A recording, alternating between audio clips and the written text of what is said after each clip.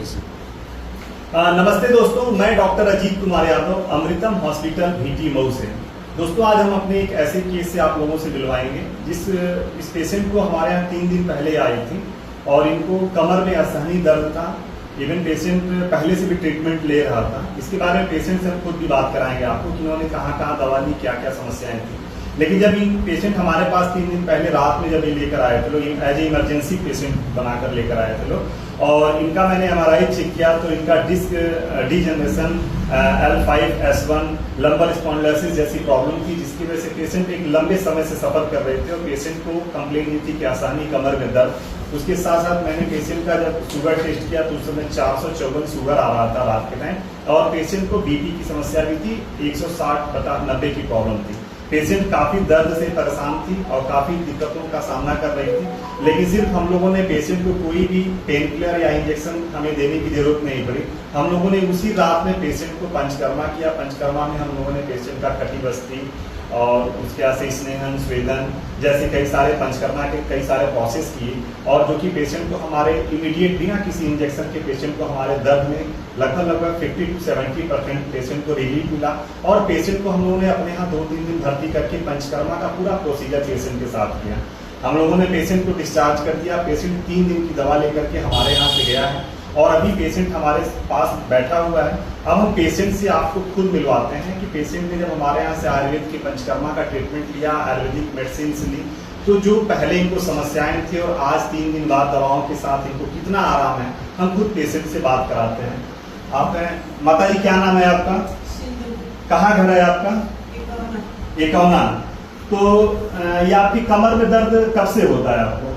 2 साल पहले से। ये कमर में दर्द, जैसा इन्होंने बताया 2 साल पहले से कमर में कहाँ दर्द हो रहा था? जैसा कि पेशेंट ने ऑलरेडी इस समय कमर में बेल्ट लगाया भी हुआ है, और जैसा कि उन्होंने बताया कि रीढ़ की हड्डी में इनको दर्द हो रहा था।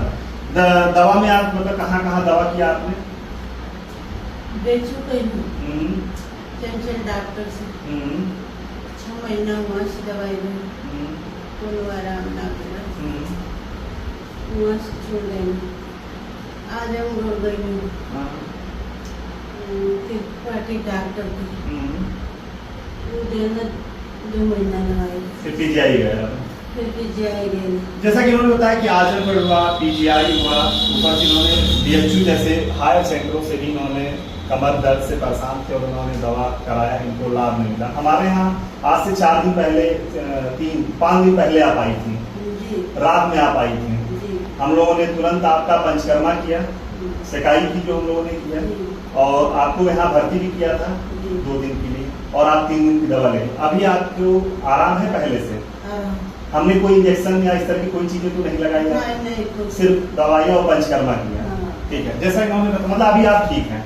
जैसा सर हमारा बस कहने का ये मतलब था कि जैसे आयुर्वेद में भी इस तरह की अगर इमरजेंसी बन रही है या पेशेंट बहुत ज़्यादा परेशान है, तो आयुर्वेद में भी इस तरह का पेशेंट को ट्रीटमेंट है कि हम कहीं न कहीं उसके दर्द को बिना किसी इंजेक्शन के, बिना किसी पेन किलर के, आयुर्वेद के पंचकर्म के माध्यम से और आयुर्वेद की कुछ दवाइयों के माध्यम से पेशेंट को इमीडिएट दर्द से आराम दे सकते हैं।